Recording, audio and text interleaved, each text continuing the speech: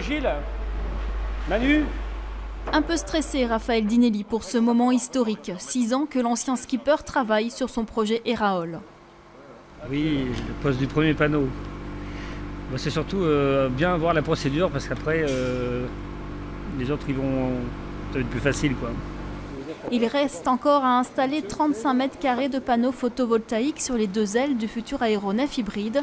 Le compte à rebours est lancé. L'avion doit être prêt dans 2 semaines pour sa présentation à la COP21.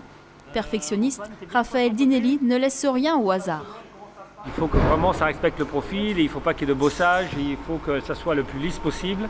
Lorsque l'énergie solaire ne sera plus suffisante pour alimenter l'avion en vol en électricité, un moteur fonctionnant avec un algocarburant sera mis en route pour en générer à nouveau. Héraol doit prendre son envol mi-décembre à Pontoise pour ses premiers essais de roulage sur piste et à faible altitude. La deuxième étape après les premiers vols, c'est de calculer, voir si nos calculs d'emport d'énergie sont suffisants par rapport à New York-Le Bourget. Ça sera la deuxième étape, ce sera plutôt au retour de nos essais. La première chose, il faut faire voler l'engin et ensuite il faut regarder s'il peut faire la distance.